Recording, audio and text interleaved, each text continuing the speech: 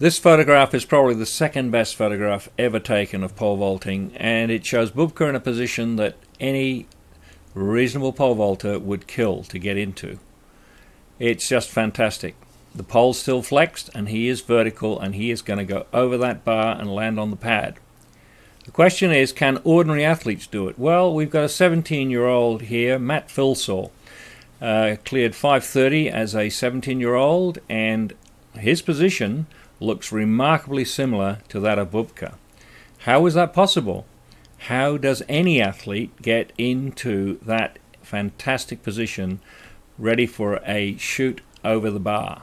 So here we have Bubka coming in, swinging up over the bar. What are the critical elements in what he does? Well, obviously the run and takeoff provide the initial energy. This is critical. He must have energy in the system.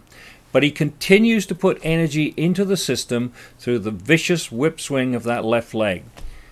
This swing takes him to the core of the pole where the centripetal forces are operating up through his body to force that pole to bend so that it rolls forward quickly.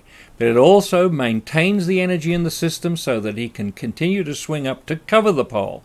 And this is where the Petrov magic kicks in, because now he's in a position both to put more energy into the pole and to position himself to drive vertically. Let's see what happens as he drives his hips up and drops his shoulders down towards the pad. There. Punching the hips up, shoulders coming down, punching the hips up, and then turning, spiraling off the pole to push over the bar. Just simple stuff, really. It is simple stuff.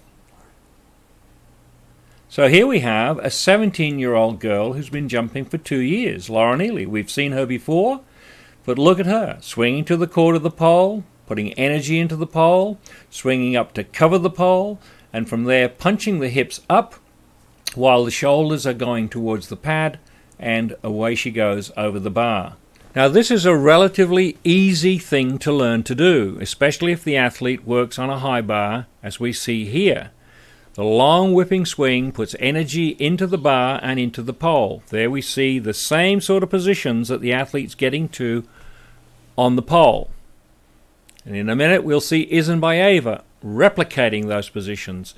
The hips are pushed forward, just like a trapeze artist. Hips are pushed forward to get the pre-stretch. Then the left leg accelerates to the core of the pole and then up to carry the athlete almost into a vertical position. Almost into a vertical position.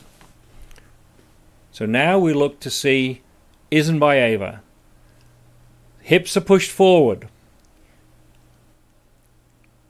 Pre-stretching the body. Pre-stretching that whole of the body down to the left knee. Swings to the core of the pole, immense energy going into the system. Now, because of the relationship between the work on the high bar and the real vault, there is likely to be a lot of transfer of skill from one to the other. This is critical. Any drill must be related to the real activity if there is going to be transfer of skill from one to the other. However, there are important differences, and we must recognize those differences if we are going to continue to help our athletes improve. So, for example, the athlete swings to the core of the pole, but it is impossible to swing into a vertical position with the body completely extended like that. So in the vault, the athlete must break at the hips. This shortens the axis of rotation and allows them to roll their hips up and move into a vertical position on the pole. By breaking at the hips in this way, the athlete speeds up the rotation and is then in position to exploit the recoil of the pole while the pole is still flexed. This is really important. This simple exercise replicates that movement where the athlete rolls the pelvis up towards the bar.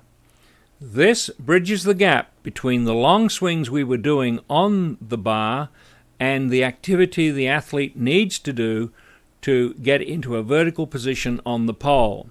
So we look at it again, this long extended position, and from here she breaks at the hips and rolls the pelvis vertically upwards so that she is in a perfect position to exploit the recoil.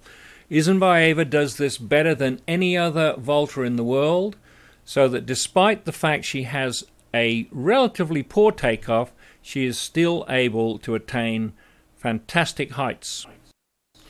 Amazingly, this clip of Lauren Ely shows this even more clearly. She swings to the core of the pole in a very solid position. Now she's going to break at the hips, and the energy of that swing is transferred into the hips. That helps her begin to roll the pelvis high and to position her for a continued extension up the pole and over the bar. These exercises are additional exercises. It's interesting to note that Lauren Ely did virtually none of these exercises. They are useful, particularly to build strength, and in the case of giant swings, they build confidence, which is really important to a pole vaulter. So we'll just watch Wendy Young work on the high bar, building the feeling she needs to generate that swing. She comes down, punches the hips forward, and catches up with the left leg. Punches the hips forward, catches up with the left leg. This is not recommended for ordinary athletes without supervision. It is critical that if you're going to do this, you have a coach who knows how to teach you and how to keep you safe, because this is a potentially dangerous activity. Valuable, but potentially dangerous. We, in our system, have selected very simple exercises. This is one of them. This is simply long swings. It's not being executed perfectly, but the idea is to take off and swing to replicate the first part of the movement.